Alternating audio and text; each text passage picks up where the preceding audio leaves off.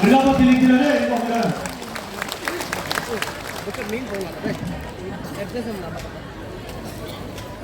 दोनों किधर अलग पे आज अरुणाचल प्रदेश का सबसे पुराना टाउन पासीघाट में फेस्टिवल ऑफ डेमोक्रेसी को सेलिब्रेट करने के लिए हमारे साथ यहाँ मंच पर उपस्थित राज्य का बहुत ही वरिष्ठ नेता, सरकार में हमारा सहयोगी honourable deputy chief minister Shri Chowna Mein जी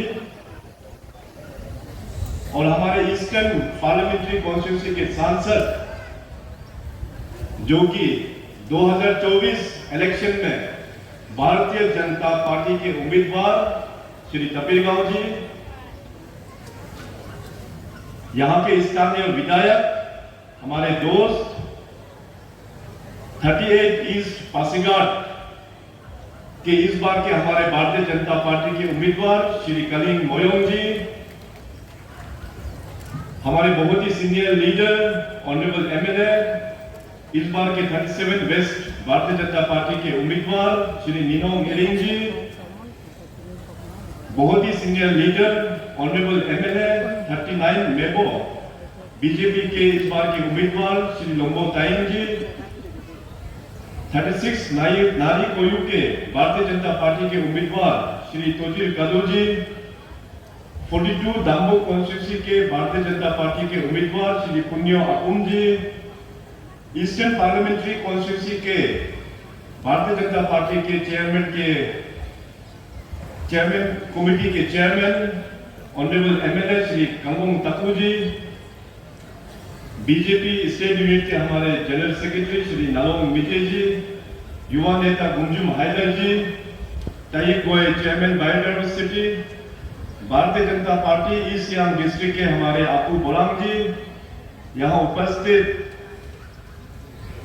मैडम यलेम ताका बोरांग जी, स्टेट वाइस प्रेसिडेंट जो आपका सियांग का इंचार्ज भी है, मैडम केनी रिंगू जी जो हमारा कोर ग्रुप मेंबर है बीजेपी के, Shri Miram Komod district general secretary and organiser और हमारे बीच उपस्थित पासीघाट के हमारे म्युनिसिपल काउंसिलर के हमारे चीफ काउंसिलर और हमारे क्लासमेट भी हैं श्रीमती ओकुम मोयोंग बोरांग जी, उनके साथ जितने भी यहाँ के काउंसिलर्स हैं, यहाँ पे आए हुए हमारे जेपीसी साहब और सभी हमारे जेपीएम यहाँ उपस्थित सभी हमारे पंचायत लीडर्स और खास करके हमारे ईस्ट सियांग के तीनों कॉन्स्टिट्यूंसी के हमारे पब्लिक का डेलीगेशन जो आए हुए हैं, हमारे 37 पासीघाट वेस्ट, 38 पासीघाट ईस्ट और 39 मेवो कॉन्स्टिट्यूंसी और कुछ पुनुंग पार्टीज अपना 36 नारी कोयू से भी यहाँ पे आए हुए हैं। मीडिया के दोस्तों, भाइयों और बहनों, तो जैसे मैंने कहा कि इस बार 2024 का फेस्टिवल ऑफ डेमोक्रेसी को मनाने के लिए हम सब लोग यहाँ पे आज इस फील्ड में एकत्रित हुए हैं और इस बार का जो चुनाव का लहर का जो टूर जो है, मैंने भी काफी दिन पहले से western parliamentary constituency coming belt पूरा कवर होने के बाद, इसके बाद में सुवनसिरी बेल्ट पूरा कवर होने के बाद अभी मैं सियांग बेल्ट में आया हूँ और सियांग बेल्ट में अपना ईस्टर्न पार्लियामेंट्री कॉन्स्टिट्यूंसी का कैंपेन हमने 35 पांगिन बोरेंग कॉन्स्टिट्यूंसी से कल से हमने शुरुआत किया है। आज सवेरे मैं 37 पासीघाट वेस्ट कॉन्स्टिट्यूंसी जो रुंगोंग कॉन्स्टिट्यूंसी है वहां से होते हुए आपके यहाँ पे 38 पासीघाट ईस्ट यहाँ पे हेडक्वार्टर में आप पहुंचा है। यहाँ से आज फिर मैं वापस गेकू में जाऊंगा, गेकू का मीटिंग एड्रेस करके फिर मैं आलो वापस जाना है। तो जैसे मैंने कहा कि 2024 का जो ये इलेक्शन है, इस बार का इलेक्शन हम सब के लिए बहुत ही स्पेशल है। स्पेशल इसलिए है क्योंकि इस बार का जो लहर, अरुणाचल प्रदेश का जो लहर है वो हमने पूरा अच्छा से देखा है। वैसे डेमोक्रेसी में इलेक्शंस हर एक 5 साल में हम लोग को इलेक्शंस आता है, सरकार बनता है, सरकार जाता है, वोट हम लोग मारता है हर एक 5 साल में। मगर इस बार का 5 साल, इस बार का जो इलेक्शन जो है आने वाला 5 साल के लिए, ये बहुत ही हम लोगों का इंपॉर्टेंट है। देश जो आजाद हुआ 1947 में, 1947 से लेके 2014 तक हम लोग ने बहुत सारा प्रधानमंत्री को देखा। राज्य में भी कई सारा पॉलिटिकल पार्टीज को हम लोग ने देखा, कई सारा मुख्यमंत्री को भी हम लोग ने देखा। मगर जिस प्रकार से 2014 में माननीय नरेंद्र मोदी जी ने इस देश का कमान संभाला प्रधानमंत्री जी के रूप में, तब से लेके अभी तक जो देश का जो छवि बदला है, इट इज हिस्टोरिक। पुराना भारत में, पुराना इंडिया में आप सब लोग जानते हैं कि हमारा विश्व में, दुनिया में अपने देश का क्या इज्जत था। बाहर की दुनिया में, बाहर की कंट्रीज में अपने देश का कुछ भी इज्जत नहीं था। मगर आज देखिए, माननीय प्रधानमंत्री अपना मोदी साहब जो विदेश में जो टूर के लिए जाते हैं, तो उनका स्वागत के लिए पूरा रेड कार्पेट से स्वागत किया जाता है सभी डेवलप्ड कंट्रीज में। तो इसको देख के हम देशवासियों को बड़ा ही गर्व महसूस होता है। देश का पूरा छवि, देश का पहचान पूरा नरेंद्र मोदी साहब ने बदल दिया है। और यही नहीं, बल्कि आपने नॉर्थ ईस्ट का छवि बदला है, तो माननीय प्रधानमंत्री श्री नरेंद्र मोदी जी ने बदला है। आज यहाँ मंच पर उपस्थित हमारे साथ बहुत सीनियर लीडर्स लोग यहाँ पे उपस्थित हैं। हमारा डीसीएम साहब बहुत ही एक्सपीरियंस सीनियर लीडर है। हमारा निनोंग इरिंग साहब फॉर्मर यूनियन मिनिस्टर भी रह चुके हैं, स्टेट में मिनिस्टर भी रह चुके हैं। हमारा लोम्बो तायेंग साहब बहुत ही सीनियर लीडर है, राज्य में पहले वो मंत्री भी रह चुके हैं। इसके अलावा यहाँ के जितने भी इस ईस्ट सियांग डिस्ट्रिक्ट के सीनियर लीडर्स, सीनियर सिटीजन्स लोग यहाँ पे विराजमान हैं। आप सब लोग जानते हैं कि पहले पुराना नॉर्थ ईस्ट का पहचान किस प्रकार से हम लोगों का पहचान हुआ करता था। जितने भी जो मेट्रोपॉलिटन सिटी है, चाहे दिल्ली हो, मुंबई हो, कलकत्ता हो, उस जमाने में नॉर्थ ईस्ट को देखा जाता था तो नॉर्थ ईस्ट को एक इंसर्जेंसी के रूप से देखा जाता था। Insurgency affected, militancy affected. इसके बाद नॉर्थ ईस्ट को उस जमाने में देखा जाता था तो अंडर डेवलपमेंट नहीं होने का कारण से नॉर्थ ईस्ट को जाना जाता था। उस पुराना नॉर्थ ईस्ट के टाइम में जाना जाता था तो हम लोगों का यहाँ पे नॉर्थ ईस्ट में करप्शन की वजह से जाना जाता था। जितने भी जो नेगेटिव एलिमेंट्स है उसका ही परिचय नॉर्थ ईस्ट का उस प्रकार से हुआ जाता था। तो ये पूरा नैरेटिव को फिजिकली बदला है तो नरेंद्र मोदी जी ने बदला है, भारतीय जनता पार्टी ने ही बदला है। अभी आज देखिए, आज का नया नॉर्थ ईस्ट किस प्रकार से उभर के आ रहा है। नॉर्थ ईस्ट में इंसर्जेंसी लगभग अभी खत्म हो चुका है। नॉर्थ ईस्ट में जो पहले अंडर डेवलपमेंट जो कहते हैं, आजकल डेवलपमेंट के रास्ते में काफी तेजी से हम लोग चल रहा है। नॉर्थ ईस्ट जो कांग्रेस ने 60 साल 60 इयर्स जो इस देश को रूल किया, नॉर्थ ईस्ट को एक मनी मिंटिंग स्टेट के तौर पे बनाकर रखा। दिल्ली में बैठा वाला कांग्रेस के लीडर्स उस जमाने में उन लोग ने करप्शन को ऐसे डिजाइन किया कि अपना यहाँ नॉर्थ ईस्ट के लीडर्स को करप्ट बनाया, नॉर्थ ईस्ट के जनता को करप्ट बनाया, नॉर्थ ईस्ट के ब्यूरोक्रेसी को भी करप्ट बनाया। 2014 के बाद नरेंद्र मोदी साहब आने के बाद, बीजेपी सरकार आने के बाद, आज देखिए नॉर्थ ईस्ट और अरुणाचल प्रदेश में करप्शन जो है वो बल्कि ना के बराबर है। तो इस तरह से उभरता हुआ एक नया नॉर्थ ईस्ट का पहचान दिया है तो माननीय प्रधानमंत्री मोदी साहब और भारतीय जनता पार्टी ने दिया हुआ है। नरेंद्र मोदी साहब इस देश का प्रधानमंत्री बनने से पहले आप सब लोग जानते हैं कि वो लगभग 12 साल गुजरात के मुख्यमंत्री भी रह चुके हैं। गुजरात के मुख्यमंत्री से पहले वो एक भारतीय जनता पार्टी का एक साधारण कार्यकर्ता के रूप में उन्होंने नॉर्थ ईस्ट को पूरा ट्रेवल किया, नॉर्थ ईस्ट को पूरा घुमा है। हमारा ट्रांसपोर्ट बसेस में बैठकर एक चप्पल और एक झोला भूख के पूरा स्टेट को उन्होंने घुमा है नॉर्थ ईस्ट का।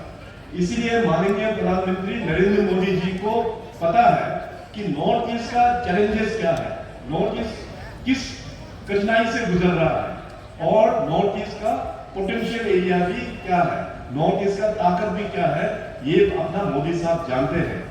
इसीलिए 2014 में 2014 में पीएम साहब प्रधानमंत्री बनने के बाद उनका सबसे पहला स्टेटमेंट अपना नॉर्थ ईस्ट को लेके ये था कि ये देश तभी आगे बढ़ेगा जब अपना नॉर्थ ईस्ट आगे बढ़ेगा।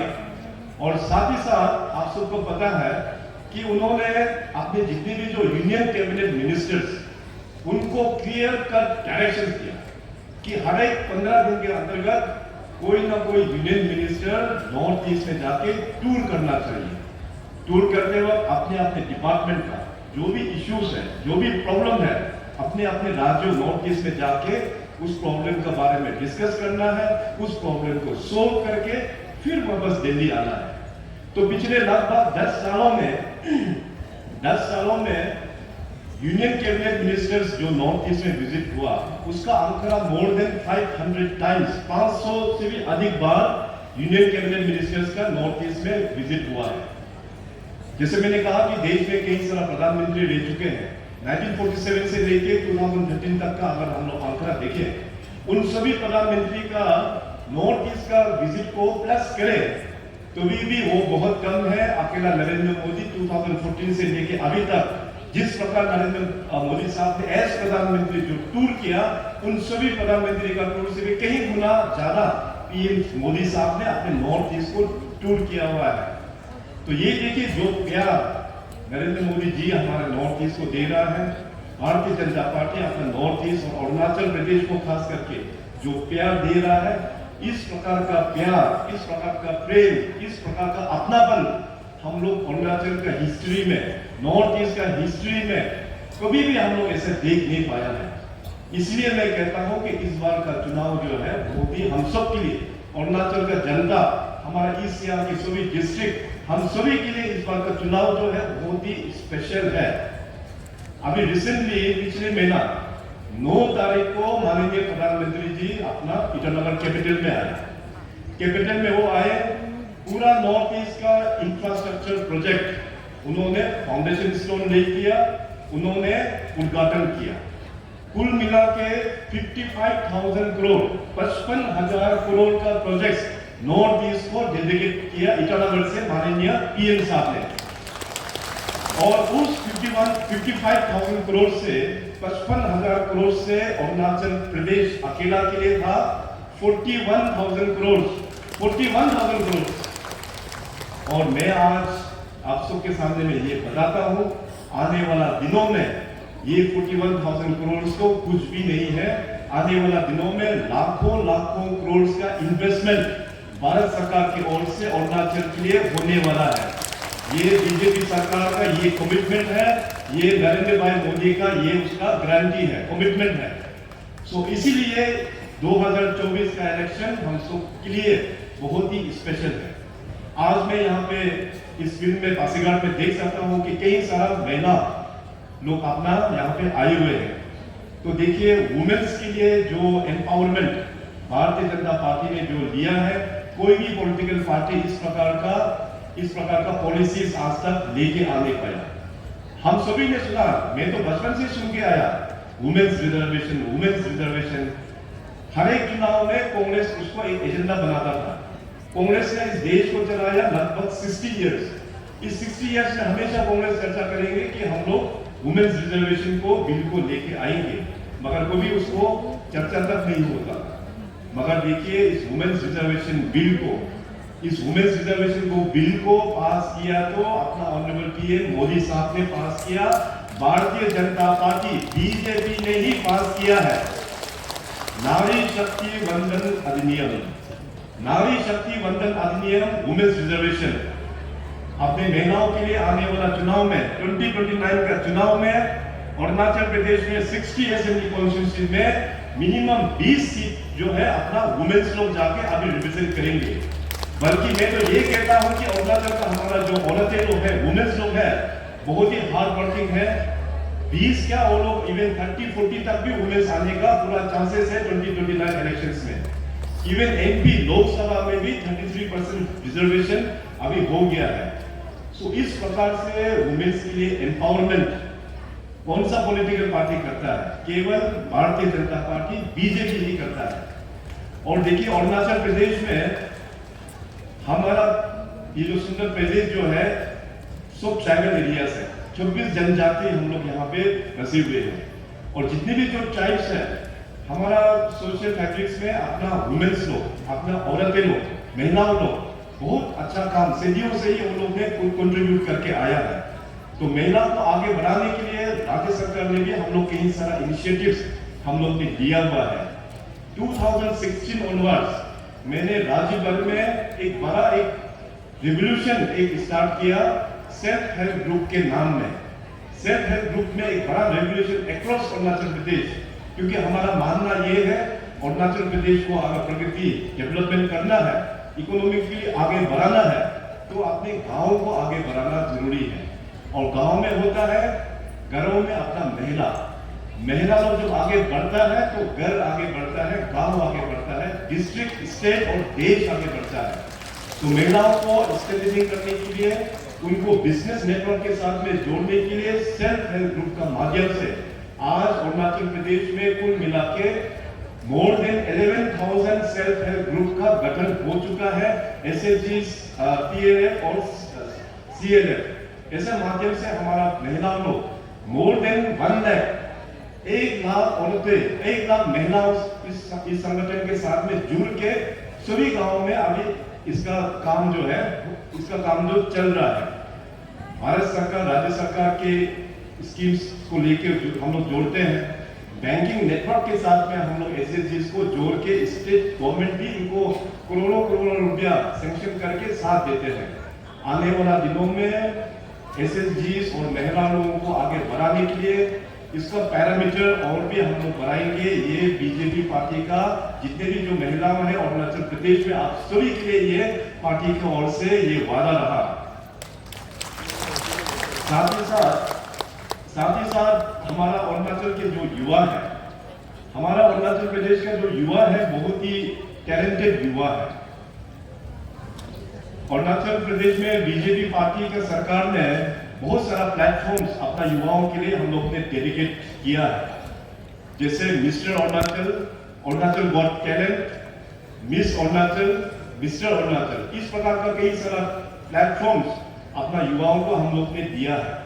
और उस प्लेटफॉर्म में अपना युवाओं लोग आके कंपटीशन कर इसके बाद उन लोग आज देखिए बॉलीवुड इंडस्ट्री मुंबई में, बॉलीवुड इंडस्ट्री मुंबई में वहां तक भी पहुंच चुका है। आजकल बड़े जो पर्दा होता है, अपना जो सिनेमा हॉल्स में जो मूवी रिलीज होता है, तो वहां पे अपना अरुणाचल का युवा लोग एज एन एक्टर एक्ट्रेस जब वो लोग बिग स्क्रीन में जब आता है तो बहुत अच्छा लगता है। यही नहीं बल्कि अभी आजकल सिंगिंग इंडस्ट्री में, बॉलीवुड में भी अपना अरुणाचल का युवा लोग वहां जाके गाना भी गाता है, तो कितना गर्व महसूस होता है। इस प्रकार का सपोर्ट अपना अरुणाचल का युवाओं का टैलेंट को आगे बढ़ाने के लिए हम लोग ने सपोर्ट किया हुआ है। अभी स्पोर्ट्स में देखिए कि अपना अरुणाचल प्रदेश में पहले हम लोग नेशनल इवेंट हम लोग होस्ट कर नहीं पाता था। अभी आज देखिए हम लोग ने कई सारा नेशनल स्पोर्टिंग इवेंट, अलग अलग कैटेगरीज का स्पोर्ट्स नेशनल इवेंट हम लोग अरुणाचल प्रदेश में होस्ट कर पा रहा है। इसका मतलब क्लियर बात यह है कि पहले पुराना अरुणाचल में अपना युवाओं के लिए स्पोर्ट्स का फैसिलिटी, स्टेडियम्स कुछ भी नहीं था, इंडोर गेम्स क्लब कुछ भी नहीं था। मगर बीजेपी पार्टी का सरकार आने के बाद इन सारा इंफ्रास्ट्रक्चर को हम लोग ने डेवलप किया। अभी आज देखिए 2016 से लेके अभी तक अपने जो स्पोर्ट्स पर्सन है वो लोग नेशनल लेवल, इंटरनेशनल लेवल में कई सारा हजारों मेडल्स अपना राज्य के लिए उन लोग ने कमा के दिया हुआ है। और आने वाला दिनों में भी भारतीय जनता पार्टी का ये वादा है कि अपना स्पोर्ट्स पर्सन, अपना युवाओं के लिए और भी इंफ्रास्ट्रक्चर, स्पोर्ट्स इंफ्रास्ट्रक्चर हम लोग पूरा डिस्ट्रिक्ट और कॉन्स्टिट्यूएंसीज में और भी हम लोग बढ़ाएंगे। ये बीजेपी का हम लोग का वादा है। अभी अरुणाचल का जो पोटेंशियल एरिया है, मैं हमेशा बोलते आया हूं और इसमें कई सारा इनिशिएटिव भी हम लोग ने ले पाया है। खास करके हमारा एग्रीकल्चर और हॉर्टिकल्चर सेक्टर में तो माननीय प्रधानमंत्री जी ने कोविड के टाइम पर देश को एक संकल्प, एक रास्ता दिखाया कि अपना देश को आत्मनिर्भर के रूप में उभर के आना है। उसी प्रकार से अरुणाचल प्रदेश में भी हम लोग ने पूरा कोशिश कर रहा है कि अरुणाचल प्रदेश भी एक आत्मनिर्भर का हिसाब से हम लोगों को उभर के आना है। तो इस आत्मनिर्भर को आगे लेके जाने के लिए जितने भी जो हमारा किसान, हमारा युवाओं लोग हैं, उन लोगों के लिए कई सारा स्कीम्स का हम लोग ने डिजाइन किया, जैसे कि आत्मनिर्भर कृषि योजना, आत्मनिर्भर बागवानी योजना, आत्मनिर्भर प्लांटेशन योजना, आत्मनिर्भर पशुपालन योजना, चीफ मिनिस्टर्स बाइक रेवोल्यूशन, इस प्रकार का कई सारा स्कीम्स, दीनदयाल उपाध्याय स्वलंबन योजना, मुख्यमंत्री पर्यटन विकास योजना, इस प्रकार से कई सारा स्कीम्स हम लोग ने डिजाइन किया हुआ है। और इन सारा स्कीम्स को लेते हुए आज हमारा किसान भाई बहन हो, माता पिता हो, हमारा युवा हो, हमारा जो यंग लड़का जो स्टार्टअप जो कर रहा है, इन सारा लोग इस स्कीम्स को जोड़ के और भी अपना बिजनेस को आगे बढ़ा रहा है। बीजेपी पार्टी का ये वादा है कि आने वाला दिनों में भी इसका पैरामीटर को और भी हम लोग बढ़ाएंगे अपना किसान और अपना युवाओं के लिए। साथ ही साथ हमारा जो युवा है वो केवल खेल कूद या सिंगिंग या डांसिंग इसमें ही टैलेंटेड बोल के नहीं है, अपना बिजनेस में भी स्टार्टअप को लेते हुए बहुत अच्छा टैलेंटेड अरुणाचल का युवाओं लोग काम कर रहा है। उन लोगों का स्टार्टअप को बढ़ाने के लिए हम लोग ने 2020 में एक इंक्यूबेशन सेंटर हम लोग ने ईटानगर में शुरुआत किया, जिसका मेंटरशिप कर रहा है IIM कलकत्ता। IIM कलकत्ता का मेंटरशिप देते हुए और भी एक्सपर्टीज लोगों का मेंटरशिप देते हुए जितने भी जो स्टार्टअप करने वाला हमारा जो बिजनेस में स्टार्टअप के लिए जो यूथ लोग हैं, उनको हम लोग सीड मनी भी देते हैं और उनको हम लोग 9 महीना ट्रेनिंग भी देते हैं। आगे बढ़ के वो लोग एक अच्छा बिजनेस भी वो लोग स्टैब्लिश कर पाएंगे। तो इस प्रकार का युवाओं को और भी प्लेटफॉर्म देने के लिए हम लोग ने कई सारा काम किया हुआ है। थोड़ी देर पहले अपना ऑनरेबल डेप्यूटी चीफ मिनिस्टर चौलामिन साहब ने भी जो मेंशन किया, माननीय पीएम साहब ने हमको एक डायरेक्शन दिया कि अगर स्टेट को आगे बढ़ाना है तो स्टेट को सबसे पहले रिफॉर्म कीजिए, रिफॉर्म करने के बाद तो जाके आप लोग परफॉर्मेंस कर पाएगा, जो परफॉर्मेंस देंगे तो जाके अरुणाचल प्रदेश ट्रांसफॉर्म हो पाएगा। रिफॉर्म, परफॉर्म एंड ट्रांसफॉर्म, उस मंत्र को देखते हुए अपना स्टेट में काफी सारा रिफॉर्मेशन हम लोग ने लेके आया। मेरा पर्सनली अभी तक ये मानना है कि सबसे बड़ा रिफॉर्म्स तो मैं अभी तक भी स्टाफ सिलेक्शन बोर्ड को ही मैं सबसे बड़ा रिफॉर्म अपना टेन्योर में जो अपना युवाओं के लिए हमने जो डेडिकेट किया, उसको मैं अभी तक भी सबसे बड़ा रिफॉर्म मानता हूँ। पहले का सरकारों में किस प्रकार से आप सबको पता है कि नौकरी दिया जाता था। उस वक्त में मैं किसी भी पॉलिटिकल लीडर्स को हम ब्लेम नहीं करता, क्योंकि उस वक्त में सिस्टम नहीं था। सिस्टम नहीं होने का कारण से हमारे जो युवा लोग, खास करके गरीब फैमिली, जो माता पिता जो हमेशा मेहनत करते हैं, लेबर का काम करते हैं, वो लोग किसान बन के काम करते हैं, उनका इनकम को अपना बच्चों को ऊपर में इन्वेस्टमेंट करके स्कूल पढ़ाते हैं, कॉलेज पढ़ाते हैं। ये एक आशा लेके कि अपने बच्चों भी बाद में जाके सरकारी नौकरी कर पाएंगे। मगर पुराना सिस्टम में ऐसे कुछ भी मैकेनिज्म नहीं था उन लोगों के लिए। पुराना सिस्टम में तो जिसका दबदबा है उन्हीं लोगों को ही नौकरी मिलता था।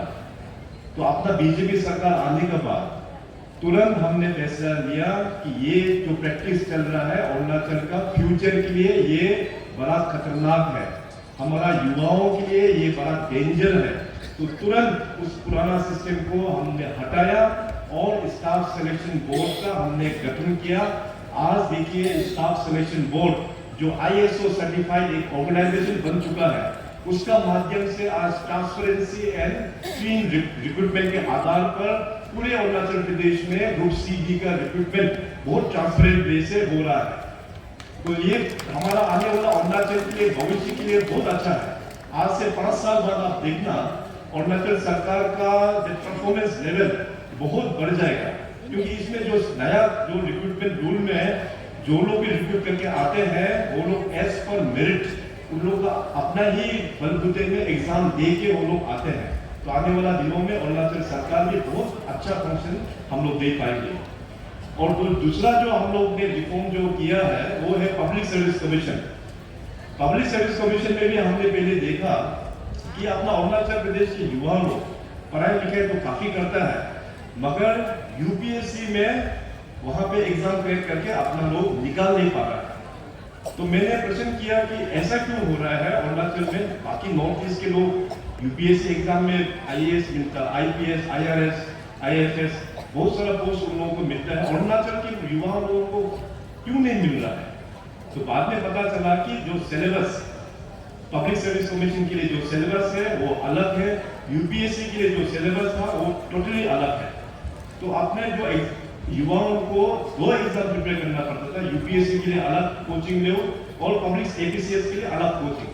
तो सिलेबस को हमने पूरा सी सेट करके यूपीएससी पैटर्न में उसको एक साथ बना के दे दिया। तो उससे लेके आप लोग देख सकते हैं कि हर एक साल अरुणाचल से कोई ना कोई आईपीएस या आईएएस, आईआरएस इस तरह से अपने युवाओं को भी आगे वहां अपॉर्चुनिटी मिल रहा है।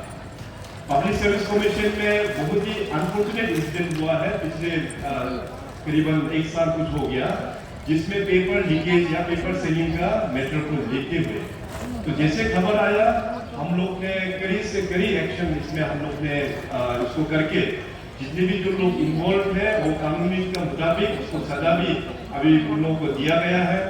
सीबीआई को लेके आया, इवन ईडी को भी लेके आया, इसका जांच पड़ताल अभी भी चल रहा है। तो आने वाला दिनों में आप सभी को सरकार के ओर से हमने जो कमिटमेंट दिया था कि पब्लिक सर्विस कमीशन जो है एक ऑटोनोमस बॉडी है, ऑटोनोमस बॉडी है, इसलिए पुराना वाला जो जितने भी जो चेयरमैन से लेके मेंबर और पूरा ऑफिसर्स को अभी पूरा चेंज हो चुका है। पब्लिक सर्विस कमीशन अभी चेयरमैन और मेंबर्स का पूरा गठन भी हो गया है, ऑफिसर्स का भी पूरा अपॉइंटमेंट भी पूरा हो चुका है। बहुत ही जल्दी अभी पब्लिक सर्विस कमीशन एडवर्टाइजमेंट भी निकलना शुरू होगा। इस दौरान अरुणाचल सरकार ने कई सारा हजारों पोस्ट हम लोग ने इवन ग्रुप ए का भी निकाल के पब्लिक सर्विस कमीशन को दे के रखा है। जल्द से जल्द ये एडवर्टाइजमेंट होके फिर एक ट्रांसपेरेंसी वे में जो गड़बड़ हो गया था उसको देखते हुए वहां पे किस प्रकार से उनको अमेंडमेंट करना है, पब्लिक सर्विस कमीशन का चेयरमैन और मेंबर लोग अमेंडमेंट करते हुए अभी एक नेक्स्ट एग्जाम जो है जल्द से जल्द किया जाएगा। इसी प्रकार से अपना डेमोक्रेसी में लेजिस्लेशन का साथ में अपना जुडिशरी का भी बहुत ही इंपॉर्टेंट रोल होता है। अरुणाचल प्रदेश में हमने जुडिशरी सिस्टम को भी काफी स्ट्रेंथनिंग करके दिया हुआ है। यही नहीं बल्कि अपना मीडिया को हम लोग जानते हैं कि डेमोक्रेसी में 4 पिलर हम लोग कहते हैं, तो मीडिया को भी सपोर्ट करने के लिए कई सारा पॉलिसीज अपना बीजेपी रूल्ड पार्टी का गवर्नमेंट ने मीडिया दोस्तों को भी इस प्रकार से हम लोग ने मदद किया हुआ है। और देखिए अपना जो मैं सबसे पहले जिक्र किया कि अरुणाचल प्रदेश का अपना ओल्डेस्ट जो टाउन पासीघाट 1911 में ये स्थापना किया गया ड्यूरिंग दी ब्रिटिश एरा 1911 में। तो 1911 में एस्टैब्लिशमेंट हुआ, अभी 100 साल से भी अधिक हो गया, मगर पासीघाट किस प्रकार से डेवलपमेंट हुआ ये आप सब लोग जानते हैं। बीजेपी सरकार आने से पहले पासीघाट कितना स्लो डेवलपमेंट होता था, स्लोली धीरे डेवलपमेंट होता था। बीजेपी पार्टी का सरकार आने के बाद आप सब लोग ट्रांसफॉर्मेशन जिस प्रकार से अपना यहाँ पे ईस्ट सियांग में हुआ, पासीघाट में हुआ, आप सब लोग विटनेस है। थोड़ा देर पहले अपना डीसीएम साहब ने जो बताया उनके स्पीच में, जो डीसीएम साहब यहाँ जेएनसी कॉलेज में जो पढ़ता था, तो नामसाई से यहाँ आने के लिए 2 दिन लगता था। अभी आज देखो इतना अच्छा हाईवे बनने के बाद नामसाई से पासीघाट कुछ ही घंटे के ही सवाल है, यहाँ पे तुरंत पहुंच जाता है। पासीघाट से लेके आप वेस्ट अरुणाचल जाओ, पासीघाट से लेके आप ईस्ट अरुणाचल जाइए, पासीघाट से लेके आप नॉर्दर्न बेल्ट अरुणाचल तरफ जाइए, रोड्स देखिए कितना। और पूरे अरुणाचल प्रदेश में जो ट्रांस अरुणाचल हाईवे है करीबन 1800 किलोमीटर, इस प्रोजेक्ट को कंप्लीट किया है तो बीजेपी का पार्टी का गवर्नमेंट ने ही कंप्लीट किया है। कम्युनिकेशन बहुत इंपॉर्टेंट रोल प्ले करते हैं। अभी थोड़ी देर पहले आप सब लोग ने देखा कि यहाँ से अभी ये अपना फाइटर प्लेन यहाँ से उड़ रहा था, तो यहाँ पासीघाट का जो पुराना एएलजी को भी इसको स्ट्रेंथनिंग करके यहाँ पे फ्लाइट सर्विस लेके आया, तो बीजेपी पार्टी का सरकार ने ही लेके आया, ये आप सब लोग जानते हैं। अभी आप सब लोग ये भी जानते हैं कि वहां से रेलवे का लाइन भी पासीघाट तक टेंडर हो चुका है, काम भी चल रहा है, और इस रेलवे लाइन को फिर आगे लेके जाएंगे हम लोग पूरा परशुराम कुंड तक। तो इन सब जो बड़ा बड़ा जो काम होता है कांग्रेस के टाइम में हम लोग सोच ही नहीं सकता। बीजेपी में तो देखिए हम लोग सोचने से पहले ही हम लोग जाके काम करते थे। तो इसीलिए 2024 का इलेक्शन हम सब के लिए बहुत ही इम्पोर्टेंट है। यहाँ डिस्ट्रिक्ट में देखिए अभी आपका जो जनरल हॉस्पिटल, डिस्ट्रिक्ट हॉस्पिटल जो है, हम लोग ने इसको अपग्रेडेशन के लिए 300 बेडेड हॉस्पिटल बनने का काम शुरुआत ऑलरेडी कर चुका है, टेंडर हो चुका है, ग्राउंड में काम भी चल रहा है। थोड़ा देर पहले हमारा दोस्त यहाँ के स्थानीय विधायक कलिंग मोयोंग जी ने अपना स्पीच में भी जिक्र किया कि अरुणाचल यूनिवर्सिटी कागजों में तो बहुत साल पहले कांग्रेस सरकार ने बना के रखा था, मगर फिजिकली ग्राउंड में वो लोग रोल आउट नहीं किया। कागज में तो मैं भी अच्छा खासा मैं भी पॉलिसी बना के रखूंगा, मगर चैलेंज ये है कि आप ग्राउंड में कैसे रोल आउट करते हैं। राज्य का पहला state own university Arunachal university हम लोग ने पासीघाट में स्टैब्लिश कर दिया। लास्ट ईयर से इसका कोर्सेज भी स्टार्ट हो गया है। आने वाला दिनों में भी बीजेपी पार्टी का ये कमिटमेंट है कि इस अपना अरुणाचल यूनिवर्सिटी को इंफ्रास्ट्रक्चर और मैन पावर में और भी स्ट्रेंथनिंग करके इसको और भी हम लोग आगे लेके जाएंगे। साथ ही साथ राष्ट्रीय सुरक्षा यूनिवर्सिटी उसका भी यहाँ पे पासीघाट में ऑलरेडी कोर्सेज स्टार्ट हो चुका है। तो आने वाला दिनों में एजुकेशन के क्षेत्र में कलिंग जी ने जो यहाँ पे बनाया और यहाँ पे बताया कि कई सारा स्कूल भी हम लोग यहाँ पे शुरुआत करने वाला है। और पासीघाट का सबसे बड़ा काम जो भारतीय जनता पार्टी की सरकार ने जो करके दिया वो आप सब लोग जानते हैं, ये है अपना स्मार्ट सिटी। नॉर्थ ईस्ट में आप लोग देखिए स्मार्ट सिटी प्रोजेक्ट, दो प्रोजेक्ट कहाँ है, अरुणाचल को छोड़ के और कहीं भी नहीं है। क्योंकि स्मार्ट सिटी का जो प्रोजेक्ट कंसीव किया भारत सरकार ने, ये फैसला था कि केवल हर एक राज्य में एक एक स्मार्ट सिटी दिया जाएगा, मगर अरुणाचल के लिए नरेंद्र मोदी साहब का सॉफ्ट कॉर्नर, बीजेपी पार्टी का सॉफ्ट कॉर्नर को देखते हुए अरुणाचल में 2 स्मार्ट सिटी दिया, एक ईटानगर कैपिटल में और दूसरा अपना पासीघाट में। तो आज देखिए यहाँ पे स्मार्ट सिटी से कई सारा काम यहाँ पे हो रहा है। हमारा चीफ काउंसिलर ओकिम बोरांग जी, उनके साथ जितने भी जो काउंसिलर्स हैं, उनके टीम बहुत प्रोएक्टिवली यहाँ पे काम करके अपने लोगों को यहाँ पे सर्विस दे रहा है। साथ साथ यहाँ पे जो अपना पंचायत के लोग जितने भी जो आए हैं, पंचायत को भी स्टेट गवर्नमेंट ने जो हम लोग ने एम्पावरमेंट किया, आप लोगों को हम लोग ने देश में कहीं भी ऐसा नहीं है, देश में अपना राज्य में जो अपना रिसोर्सेज से उसको 10% फंड जो है पिछले 3 सालों में हम लोग पंचायत को देके आ रहा है। 3F का जो फॉर्मूला है, fund, function and functionalities, 3F का फॉर्मूला को देते हुए पंचायत को भी हम लोग स्ट्रेंथनिंग कर रहा है। आने वाला दिनों में पंचायत का और भी इम्पोर्टेंट रोल हुआ जाएगा। इस बार DCM साहब और हम लोग ने तय किया कि अरुणाचल प्रदेश का प्लानिंग डिपार्टमेंट को बड़ा एक रिफॉर्मेशन हम लोग लेके आएगा। अभी हम लोग बॉटम टू टॉप वाला प्लानिंग अप्रोच को रखते हुए आने वाला दिनों में अरुणाचल में जितने भी जो ऑफिसर्स हैं उनका बहुत इंपॉर्टेंट रोल रहेगा, जो विधायक है उनका इंपॉर्टेंट रोल रहेगा और पंचायत का भी उतना ही इंपॉर्टेंट रोल रहेगा। आने वाला दिनों में इस नया प्लानिंग मॉड्यूल को चलते हुए इन तीनों ऑर्गेनाइजेशंस को हम लोग ट्रेनिंग भी देंगे, ये भी अपना बीजेपी का एक वादा है। इस प्लानिंग जो मॉडल जो है वो सही होने से तो जाके ग्रासरूट लेवल में और भी डेवलपमेंट हम लोगों को देखने को मिलेगा। तो इस प्रकार से कई सारा काम यहाँ पासीघाट में यहाँ पे हुआ है। तो पुराना जो पासीघाट रहा उसमें बहुत ही मतलब एक छोटा एक टाउन के तौर पे ही यहाँ पे रह के आज देखिए सड़कें बहुत अच्छा हो गया है। पिछले कुछ ही सालों में 5-6 सालों का ही बात है, ये रोड अच्छा हो गया है, यहाँ पे इन्वेस्टमेंट अभी यहाँ पे अच्छा आ रहा है, टूरिज्म यहाँ पे अच्छा ग्रोथ आ रहा है। इस ईस्ट सियांग डिस्ट्रिक्ट को और भी हम लोग आगे लेके जाना ये बहुत हम लोगों के लिए आवश्यक है। और उसके लिए अभी देखिए नरेंद्र मोदी साहब का जो कंट्रीब्यूशन है उसको अनमैच कंट्रीब्यूशन पीएम साहब मोदी ने हम अरुणाचल के वासियों को दिया हुआ है। इसलिए अभी टाइम आ गया 2024 कि माननीय पीएम मोदी साहब को पूरा अरुणाचल का जनता उनको धन्यवाद प्रकट करने के लिए हम लोग अभी डायरेक्टली मोदी साहब को वोट तो दे नहीं सकता। तो नरेंद्र मोदी साहब ने जिनको अपना रिप्रेजेंटेटिव बनाया, जिनको बीजेपी ने टिकट दिया, ईस्ट पार्लियामेंट्री कॉन्स्टिट्यूंसी से अपना सिटिंग एमएलए तपिर गांव जी, और तपिर लोगों को गर्व महसूस होता है। मैंने ये बात जो है 37 रूसी में भी कहा कि देखिए इतना सीनियर हम लोगों का लीडर, उनको भारतीय जनता पार्टी ने फिर दोबारा टिकट दिया और पहले वो पार्टी में नेशनल जनरल सेक्रेटरी दो बार नेशनल जनरल सेक्रेटरी वो रह चुके हैं। नेशनल जनरल सेक्रेटरी बनना ये मामूली बात नहीं होता है।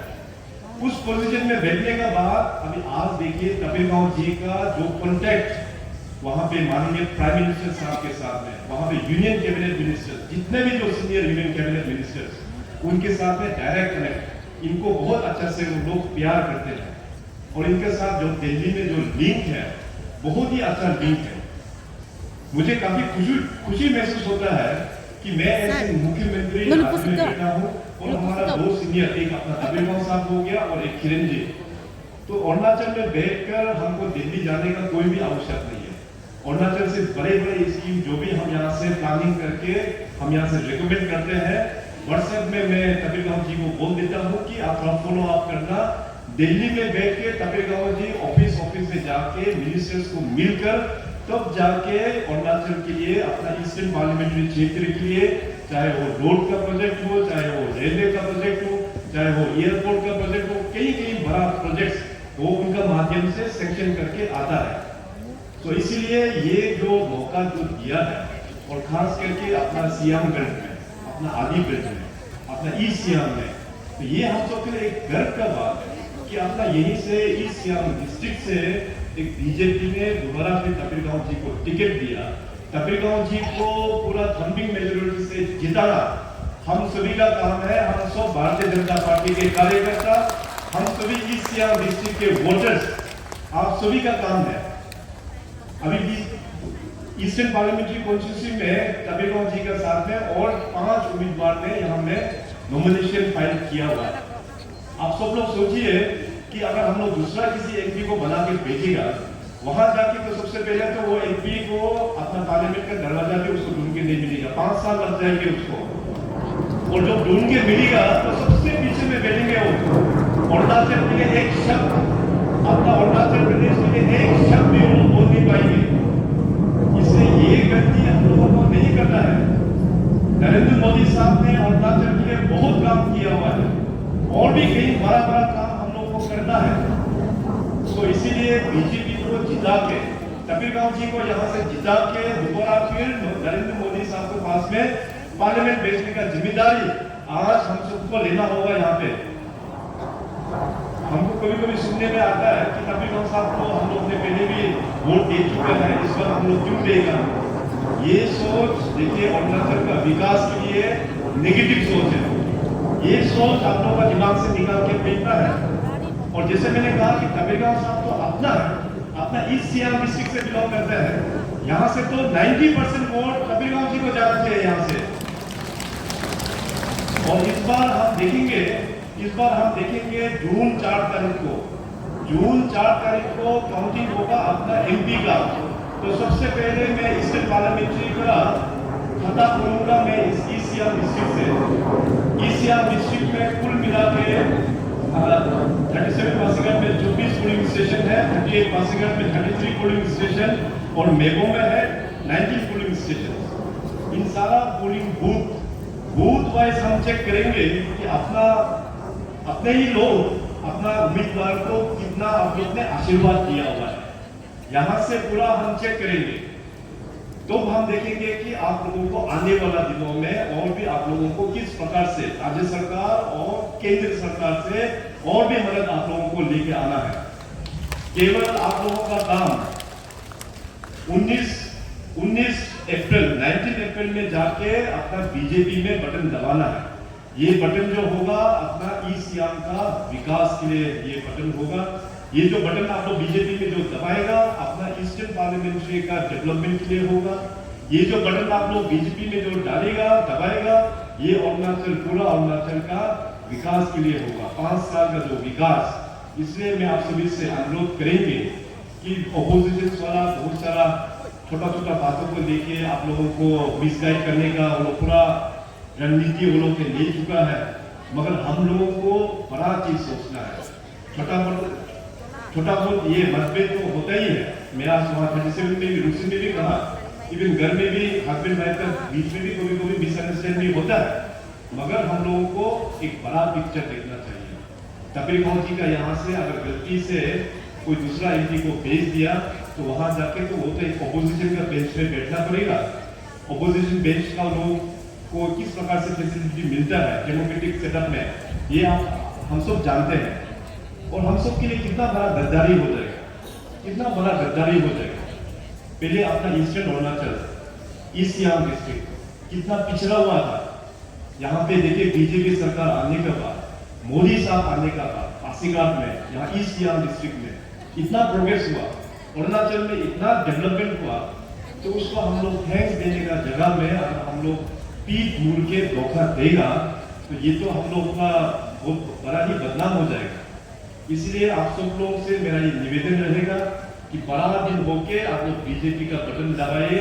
जितना बड़ा दिन आप लोग दिखाएंगे उतना ही बड़ा स्कीम्स बीजेपी पार्टी का सरकार आप लोगों को देने वाला है। ये बीजेपी पार्टी का वादा रहा। और साथ ही साथ आप सबको पता है कि यहाँ से अपना 38 पासीघाट ईस्ट से जो हमारा उम्मीदवार है श्री कलिंग मोयोंग जी, काफी एक युवा नेता है। वो जितने भी जो हमारा यहाँ पे पासीघाट में अलग अलग कम्युनिटीज जो लोग बैठे हुए हैं, आदि के साथ में और भी बहुत सारा कम्युनिटीज यहाँ पे बैठे हुए हैं, उन सब के साथ में मिलकर पासीघाट जो टाउनशिप को, पासीघाट कॉन्स्टिट्यूंसी को बहुत आगे वो लेके काम कर रहा है। तो इस प्रकार का नेता इस बार दोबारा फिर बीजेपी पार्टी ने इनको यहाँ से उम्मीदवार बनाया है, तो हम सब का ड्यूटी बनता है कि इनको यहाँ से दोबारा जिता के आप लोगों को ईटानगर में असेंबली में उनको यहाँ से आप लोगों को जरूर भेजना चाहिए। अभी इसमें देखिए यहाँ पे हमको कुछ विमर्श भी सुनने को मिल रहा है कि कोई ऑपोजिशन का जो पॉलिटिकल पार्टी, चाहे वो एनसीपी हो, चाहे एनपीपी हो, चाहे पीपीए हो, वो लोग विमर्श फैला रहा है कि हम लोग बीजेपी का बी टीम है, हम लोगों का पूरा चीफ मिनिस्टर का आशीर्वाद है। मैं आज आप लोगों को ये क्लैरिफाई करना चाहता हूँ कि बीजेपी का कोई भी बी टीम या सी टीम होता नहीं है। जो भी भारतीय जनता पार्टी का उम्मीदवार है, अपना 37 पासीघाट वेस्ट से है अपना निनोंग इरिंग जी, 38 ईस्ट से है अपना कलिंग मोयोंग जी, 39 मेबो से है अपना लुम्बो तायिंग जी। ये जो ईस्ट सियांग का 3 विधायक भारतीय जनता पार्टी का उम्मीदवार है, यही उम्मीदवार पेमा खांडू का उम्मीदवार है, यही उम्मीदवार अपना चोनामेन जी का उम्मीदवार है, अपना बीजेपी पार्टी का उम्मीदवार है और अपना नरेंद्र मोदी जी का ही उम्मीदवार है। डीसीएम साहब ने अपने स्पीच में भी बताया कि देखिए आज अरुणाचल प्रदेश में भारतीय जनता पार्टी किस प्रकार से हम लोग ने जो परफॉर्मेंस किया। अभी चुनाव का दिन आज से लगभग 10 दिन दूर है, 19 अप्रैल। तो चुनाव का दिन से पहले ही भारतीय जनता पार्टी ने अपना सीट 10 सीट ऑलरेडी हम लोग लेके चुनावी मैदान में आके बैठा हुआ है। 10 अनकंटेस्टेड सीट इलेक्टेड। पॉलिटिक्स में आप सबको पता है कि सेकंड प्राइज नहीं होता है, कि केवल सिर्फ फर्स्ट प्राइज ही होता है। जो हमेशा कबीर गांव से कहते हैं, जो जीता वो सिकंदर। भारतीय जनता पार्टी ने ऑलरेडी 10 सीट जीत के बैठा हुआ है। सरकार बनाने के लिए हमको केवल एमएलए चाहिए 31 में से 10 आके बैठा हुआ है, केवल चाहिए तो 21 ओनली आउट ऑफ 50। तो जो बाकी का जो पॉलिटिकल पार्टीज है वो लोग कह रहे हैं कि बीजेपी के साथ में अलायंस है, मैं मानता हूं, मगर नेशनल लेवल में अलायंस है। उनका जितने भी जो पॉलिटिकल पार्टी हो, एनसीपी और एनपीपी और पीपीए, उन लोगों का एमपी का वोट भी बीजेपी को ही डालना है। एमपी के लिए हम लोग अलायंस है, मगर असेंबली में, स्टेट इलेक्शन में अलायंस नहीं है। ये मैं आपको क्लियर करता हूं, अलायंस नहीं है। यहाँ में जो जीता वही सिकंदर। इसलिए हमारा बीजेपी के कार्यकर्ता, डिस्ट्रिक्ट प्रेसिडेंट आपको बोला, जितने भी हमारा टीमों मंडल और कार्यकर्ता, आप लोग 10 दिन ही है हाथ में, दिन रात जोड़ के आप लोग लग जाइएगा। 10 तारीख को अपना राष्ट्रीय अध्यक्ष जेपी नड्डा जी ईटानगर आ रहे हैं और पार्टी का मैनिफेस्टो रिलीज होंगे। जैसे पार्टी का मैनिफेस्टो आएंगे तो हम सभी पार्टी के कार्यकर्ता को व्हाट्सएप पे सर्कुलेट करेंगे। उस मैनिफेस्टो को लेके दोबारा आप लोग अपना तीनों कॉन्स्टिट्यूएंसी में अब वोटर्स के पास में जाना है, बीजेपी का जो कमिटमेंट है उस मैनिफेस्टो में पूरा हर एक सेक्टर्स के बारे में दिखाया जाएगा। हम लोग उसको प्रचार करते हुए कैंपेन को आगे हम लोग को बढ़ाना है। और दूसरा बात मैं कहना चाहता हूं कि डीसीएम साहब ने जो कहा कि देखिए गलती से 60 असेंबली सीट से अरुणाचल में 60 असेंबली सीट्स में अगर गलती से नॉन बीजेपी एमएलए एक दो अगर जीत भी जाता है, एक दो एमएलए अगर जीत भी जाता है नॉन बीजेपी पार्टी का, उसको बीजेपी पार्टी में ज्वाइनिंग का टोटली बंद है, वो आके ज्वाइन कर नहीं सकता भारतीय जनता पार्टी, क्योंकि 2019 में अपने यहाँ पे सरकार बनना था। अभी 5 साल हम लोग ने बीजेपी सरकार को चलाया है।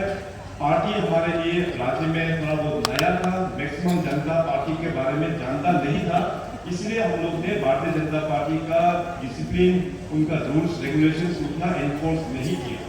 मगर अभी 2024 के बाद में पूरा हम लोग as per party policies, as per party commitment, उस आधार पर हम लोग सरकार चलाने वाला है। इसलिए मेरा पूरा निवेदन होगा अपना तीनों इस सियांग कॉन्स्टिट्यूंसी में 37 वेस्ट, 38 ईस्ट और 39 नेबो, इसमें अभी देखिए जो कैंडिडेट्स लोग ने बीजेपी का खिलाफ में जो नॉमिनेशन फाइल किया हुआ है वो सब तो अभी फंस चुका है। इसलिए फंस चुका है क्योंकि विड्रॉ करने का डेट जो है वो पार हो गया। तो मेरा ये अनुरोध रहेगा कि फंसा हुआ कैंडिडेट के साथ में जाके अपने लोग जाके नहीं फंसना है, वो गड्ढा में गिरेगा। इसीलिए उनके साथ जो भी लोग आपके लोग हैं, अपना माता पिता हो सकता है, अपना भाई बहन, अपने दोस्त लोग हो सकता है, उनको फिर वापस बीजेपी घर में आप लोग वेलकम कीजिए। हमारा डिस्ट्रिक्ट प्रेसिडेंट आपको बोला और तीनों हमारा मंडल प्रेसिडेंट वो सभी आप लोगों को स्वागत करेंगे 17 अप्रैल शाम 5 बजे। 17 अप्रैल शाम 5 बजे तक ऑफिशियल हम लोग का कैंपेन का एक टाइम होता है, वहां तक पूरा हम लोग स्वागत करेंगे फूल माला पहना के वापस अपने घर आने के लिए। बीजेपी जो है बड़ा दिल का पार्टी है, एक बड़ा घर है, इसमें फिर हम लोग स्वागत करेंगे। 17 तारीख 5 बजे का बाद फिर बीजेपी का गेट जो है वो पूरा बंद हो जाएगा। तो गेट बंद हो जाएगा, फिर अपने लोग बाहर रह जाएंगे। बाहर रहेंगे तो 5 साल जो बेनिफिट की का मिलना था वो शायद छूट जाएंगे, तो अपना ही लोगों का नुकसान है। इसलिए मैं आज हाथ जोड़ के मैं अभिनंदन करता हूँ, मैं साथ साथ रिक्वेस्ट, मैं ये आग्रह करता हूँ कि वापस अपने घर में आ जाइए। एनसीपी का बोलिए, एनपीपी का बोलो, कांग्रेस का बोलो, पीपीए का बोलो, सरकार तो भारतीय जनता पार्टी का ही बनने वाला है। ये अरुणाचल प्रदेश का जनता ने तय करके रखा हुआ है। आप देखिए अभी अरुणाचल में 60 असेंबली कॉन्स्टिट्यूंसी, अगर हम एनपीपी का बात करें तो केवल 21 कॉन्स्टिट्यूंसी में ही उन लोगों को उम्मीदवार मिला, केवल 21 नॉमिनेशन फाइल कर पाया। इसके बाद एनपीपी का 21, इसके बाद एनसीपी का हो गया 14 कॉन्स्टिट्यूंसीज में ही वो लोग नॉमिनेशन फाइल कर पाए। पीपीए में देखिएगा तो केवल 11, और अरुणाचल डेमोक्रेटिक पार्टी एडीएफ नया पार्टी बना केवल 4 जगह। तो देखिए सरकार बनाने के लिए आपको आंकड़ा चाहिए 31, जैसे मैंने पहले कहा। किसी भी पॉलिटिकल पार्टीज का 30 तक भी नहीं पहुंचता है, उनका नॉमिनेशन तक लोग नहीं मिलता है। तो उन लोगों के साथ में जाके अपना फ्यूचर, अरुणाचल का फ्यूचर, कॉन्स्टिट्यूंसी का फ्यूचर, लोगों का फ्यूचर के साथ में हम लोग खिलवाड़ नहीं करना चाहिए। जैसे मैंने कहा, देश में जनता ने पूरा मन बना लिया है कि एक बार फिर मोदी सरकार, और इस बार 400 पार पूरा तय हो चुका है। देश में भारतीय जनता पार्टी की सरकार आने वाला है, नरेंद्र भाई मोदी वहां पे प्रधानमंत्री बनने के लिए पूरा तय है। इतना यहाँ अरुणाचल प्रदेश में पूरा बीजेपी यहाँ पे आने वाला है, पूरा तय है। 10 सीट ऑलरेडी आके बैठा हुआ है। सो देखा देखी हम लोगों को गलती नहीं करना है। तो हम लोग को एक डेवलपमेंट का राह पर जो अरुणाचल अभी तक हो चुका है, उसका साथ में बैठकर हम लोग डेवलपमेंट करना चाहिए। तो गलती से अगर 1-2 सीट जीत भी जाता है तो सबसे पहले पार्टी में ज्वाइन करना टोटली बंद। इसके बाद फिर डेवलपमेंट का जो बात करेंगे, एमएलए का पास में केवल पावर जो होता है साल में 3 करोड़, जैसे डीसीएम साहब ने कहा एमएलए नेट फंड साल में 3 करोड़, सिर्फ 3 करोड़। उसको आप 5 साल में मल्टीप्लाई करो, 3 into 5 15 करोड़ 5 साल में। तो हम जनता लोगों को ये तय करना है कि 5 साल में आपको केवल 15 करोड़ का डेवलपमेंट से खुश रहना है, ना हजारों करोड़ का डेवलपमेंट चाहिए। ये हम लोग को तय करना है।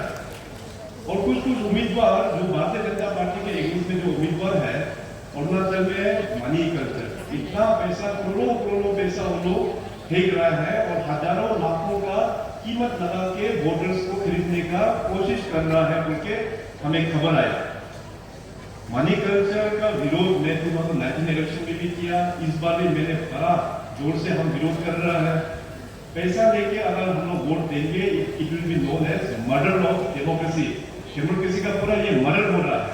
इसलिए हम लोगों को शॉर्ट टर्म नहीं देखना है, छोटा बेनिफिट नहीं देखना है, हम लोगों को लंबा बेनिफिट अपना जगह के लिए, अपना गांव के लिए सरकार किस प्रकार से काम करने वाला है, उस बेनिफिट को देखते हुए हम लोगों को बीजेपी को वोट देना है। माननीय पीएम साहब ने देश को एक नया संकल्प दिया है, जो 2047 में जो देश 100 years अपना आजादी का जश्न मनाएंगे, when the country will be celebrating 100 years of independence, उस वक्त में अपना अरुणाचल प्रदेश भी 2047 में नेमिंग ऑफ अरुणाचल प्रदेश का 75 years हम लोग सेलिब्रेट करेंगे। तो बीजेपी पार्टी जो है एक लंबा समय का बैठने वाला है इस देश में और इस राज्य में। हम लोग 5 साल 10 साल के लिए बात नहीं कर रहे, हम लोग बात कर रहा है 2047 तक का हम लोग का एक प्लानिंग, एक विकसित भारत बनने का एक प्लानिंग, एक विकसित अरुणाचल बनने का प्लानिंग। तब तक भारत एक विकसित देश होना चाहिए, तब तक अरुणाचल प्रदेश एक विकसित अरुणाचल के राज्य के हिसाब से हम लोगों को आगे बढ़ना है। और इस जर्नी में और इस माइलस्टोन को अचीव कर पाएगा तो केवल ही भारतीय जनता पार्टी ही इस सपनों को हम लोग पूरा कर पाएगा। बिकॉज बीजेपी पार्टी जो है, ये पार्टी विद ए डिफरेंस, ये पार्टी जो है बहुत ही एक डिसिप्लिन पार्टी है। कांग्रेस के बारे में तो मैं बहुत जानता हूँ, यहाँ पे जितने भी जो लीडर्स बैठे हुए हैं वो लोग अच्छी तरह से जानते हैं। अभी रिसेंटली अपना लंबोताई साहब हो गया, विनोद साहब हो गया, आपके अपना डिस्ट्रिक्ट से कांग्रेस से अभी बीजेपी में आया। उन लोग ने लास्ट 2019 इलेक्शन में भी बीजेपी का टिकट को सीख किया था, मगर उसमें अनफॉर्चुनेटली टिकट हो नहीं पाया। तब से लेके हमेशा ये रिक्वेस्ट रहा कि बीजेपी पार्टी अच्छा काम कर रहा है देश का विकास के लिए, राज्य का विकास के लिए। बीजेपी में ज्वाइनिंग के लिए प्रस्ताव पहले से ही देकर रखा था, मगर कुछ कारण के वर्ष हम लोग को ज्वाइनिंग कर नहीं पाया, मगर अभी बीजेपी में ज्वाइन हो चुका है। दोनों को बीजेपी का टिकट भी दिया हुआ है। तो देखिए काफी सीनियर लीडर्स हैं, बहुत ही एक्सपीरियंस लोग हैं। विनोद साहब तो मैंने जैसे पहले कहा, वहाँ में यूनियन में मिनिस्टर ऑफ स्टेट भी रह चुका है, अपना राज्य में मिनिस्टर भी बन चुका है। इनका परफॉर्मेंस बहुत ही अच्छा परफॉर्मेंस है। उसको देखते हुए बीजेपी ने उनको 37 रुक्सिन से टिकट दिया हुआ है। हमारा मेघो का जो सिटिंग एमएलए लंबोताई साहब बहुत ही वरिष्ठ नेता है, बहुत ही सीनियर है, बहुत ही एक्सपीरियंस है। राज्य सरकार में पहले मिनिस्टर्स भी रह चुके हैं। मगर उस वक्त में जैसे मैंने कहा कि पूरे नॉर्थ ईस्ट और अरुणाचल में कांग्रेस का सरकार में देखिए दिल्ली में बैठने वाला जो लीडर्स था, मैं उन लोगों को ब्लेम करता हूँ, नेशनल लीडर्स ऑफ कांग्रेस। उसने पूरा नॉर्थ ईस्ट को लीडर्स को काम करने नहीं दिया, अपना ब्यूरोक्रेसी को ठीक से काम करने नहीं दिया, पूरा सिस्टम को वो लोग ने उल्टा करके रखा। उसका कारण से कांग्रेस का टाइम में डेवलपमेंट देखिए हम लोग कर नहीं पाया। बीजेपी सरकार में देखिए बहुत अच्छा डेवलपमेंट हम लोग कर पाया है। अगर तीनों कॉन्स्टिट्यूंसी का हम लोग बात करें 37, 38 और 39, लास्ट 5 इयर्स में 2019 से लेके अभी तक मैं मानता हूं कि हमारा 37 वेस्ट में और 39 मेबो में वहां में डेवलपमेंट थोड़ा बहुत कम हुआ है। कम इसलिए हुआ क्योंकि उस वक्त में दोनों विधायक जो है कांग्रेस में फंस के बैठा था, इसलिए मैं भी दिल खोल के मैं मदद कर नहीं पाया, क्योंकि उसमें टेक्निकल प्रॉब्लम होता है।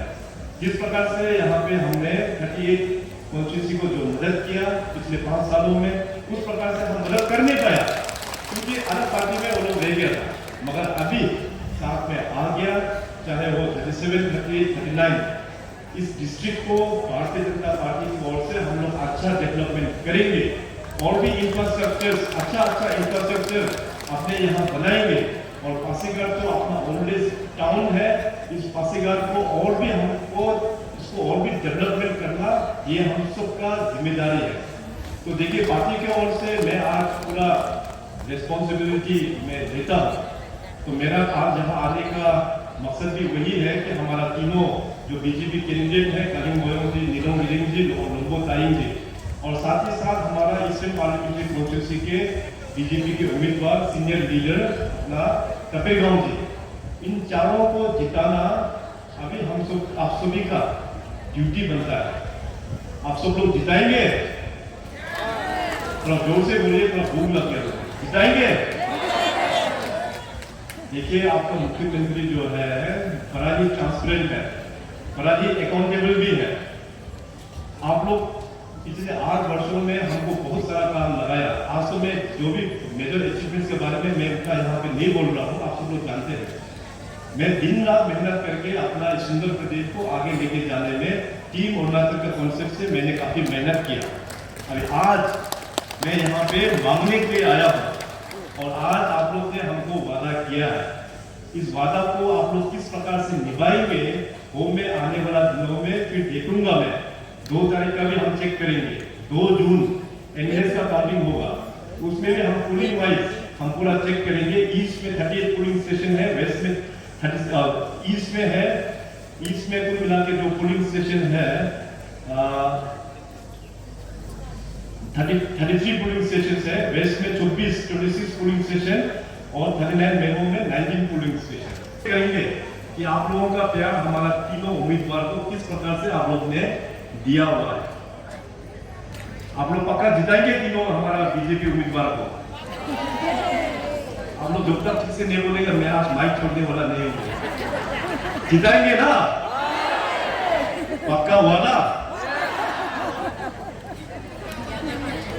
देखो भाई, एक हाथ से दो, एक हाथ से लो, ठीक है? बिजनेस डील, बिजनेस डील, एक हाथ से दो, एक हाथ से लो। आप लोग हमको तीनों विधायक बीजेपी में दे दीजिए, अपना सांसद बीजेपी में दे दीजिए, डेवलपमेंट देने का वादा बीजेपी का, ये हमारा कमिटमेंट। देखिए ये चुनाव इसलिए मैं बार बार बोल रहा हूँ स्पेशल है, हम लोगों को गलती नहीं करना है। इस तरह का जो पॉलिटिकल अंडरस्टैंडिंग, आप देखिए देश में प्रधानमंत्री बहुत लोग रह चुके हैं, मगर मोदी साहब जिस प्रकार से काम कर रहा है और अपना राज्य का जो लीडरशिप के साथ में जो अंडरस्टैंडिंग है, जो भी यहाँ से लिख के देता है मोदी साहब तुरंत वहां से अप्रूवल करके सैंक्शन करके वहां से भेजता है। तो देखिए अरुणाचल में पॉलिटिकली केवल 2 ही लोकसभा एमपी है। पॉलिटिकली देखने से उतना इंपॉर्टेंट नहीं है। लोकसभा में पार्लियामेंट में 543 एमपी में से 2 एमपी काउंटिंग में कुछ भी नहीं है। मगर पीएम साहब देखिए इतना इंटरेस्ट, लाखों करोड़ों का इन्वेस्टमेंट और भी यहाँ पे होने वाला है। तो इस दौरान देखिए जो समय अभी जो अरुणाचल के लिए है ये बहुत अच्छा समय है। मैं मुख्यमंत्री हूँ बोल के मैं नहीं बोल रहा हूँ, इन जनरल आप लोग देखिए बहुत अच्छा समय चल रहा है, काम विकास बहुत तेजी गति से आगे बढ़ रहा है। इस अच्छा करते हुए समय को हम लोग एकजुट होके, एक टीम होके हम सबको आगे बढ़ना होगा। बार बार ऐसा मौका नहीं आएगा अरुणाचल के लिए, पहले ऐसा मौका बिल्कुल नहीं आया था। मैं तो काफी खुशनसीब समझता हूँ कि मोदी साहब का टेन्योर में मैं मुख्यमंत्री आप लोगों का एक लीडर के हिसाब से अरुणाचल को एक विकसित अरुणाचल के जर्नी में लेके जा पा रहा हूँ। दोबारा ऐसा मौका नहीं आएगा। केंद्र सरकार का बहुत बड़ा योगदान है अपना अरुणाचल प्रदेश को डेवलपमेंट करने के लिए। फुटहिल एरिया से लेके पूरा अपना जितने भी जो बॉर्डर एरिया है, बॉर्डर एरिया तक इतना डेवलपमेंट का काम हो रहा है। अभी बॉर्डर एरिया को डेवलपमेंट करने का डीसी साहब ने जो कहा वाइब्रेंट विलेज प्रोग्राम, इसके बाद फिर जो फ्रंटियर हाईवे ऑलरेडी इसका पूरा सैंक्शन भी आगे हो चुका है, टेंडरिंग आगे प्रोसेस चल रहा है। आने वाला दिनों में और भी बड़ा बड़ा काम अरुणाचल में होने वाला है। तो देखिए फ्यूचर ऑफ अरुणाचल अपना युवाओं का है। युवाओं को ध्यान में रखते हुए ताकि युवाओं का भविष्य अच्छा हो, उसको ध्यान रखते हुए मैं आप सबसे आग्रह करता हूँ, अपना ईस्ट सियांग डिस्ट्रिक्ट के जितने भी हमारा सीनियर लीडर्स हैं, जितने भी हमारा सीनियर माता पिता और हमारे छोटे भाई बहन, जितने भी हमारा युवा दोस्त है, हमारे यंग फ्रेंड्स, इस दौरान को आप लोग गलती नहीं करना है। पूरा बीजेपी का साथ, बीजेपी का बटन दबा के यहाँ से अपना सांसद और तीनों विधायक आप लोग जिता के भेजेगा। तो मैं आज यहाँ से अभी लंच के बाद में जाऊँगा, तो मैं ये पूरा कॉन्फिडेंस के साथ में जा रहा हूँ भाई, पूरा कॉन्फिडेंस के साथ में कि अपना तीनों विधायक बीजेपी के उम्मीदवार को आप लोग जिताएंगे और अपना कबीरगांव जी को पूरा ईस्टर्न पार्लियामेंट में सबसे ज्यादा वोट इस डिस्ट्रिक्ट से आना चाहिए, क्योंकि कबीरगांव साहब यहाँ का है, ईस्ट सियांग डिस्ट्रिक्ट का है, तो सबसे ज्यादा वोट परसेंटेज कबीरगांव साहब को इसी डिस्ट्रिक्ट से मिलना है आप लोगों को। तो ये उम्मीद करके, ये आशा के साथ मैं जाऊंगा और दोबारा फिर आप लोगों का पास में इलेक्शंस का बाद में आऊंगा आप सभी को धन्यवाद प्रकट करने के लिए। और इस बार तो मैंने तय कर लिया है कि आने वाला सोलुंग फेस्टिवल भी मैं अपना ईस्ट सियांग डिस्ट्रिक्ट में ही आप लोगों के साथ मनाऊंगा, सोलुंग भी। तो ये तत्वों के साथ में आप सभी को एक बार फिर बहुत बहुत धन्यवाद। जितने भी भारतीय जनता पार्टी के शुभचिंतक आज आप लोग यहाँ आए हैं, हम सभी का बात सुना, आप सभी का आशीर्वाद हमारे ऊपर है, ये हमको पूरा विश्वास है। आने वाला दिनों में भी आप सभी का आशीर्वाद हमारे ऊपर होगा, ये भी हम जानते हैं। तो बहुत बहुत धन्यवाद। तकामैन आदम पे, जय हिंद।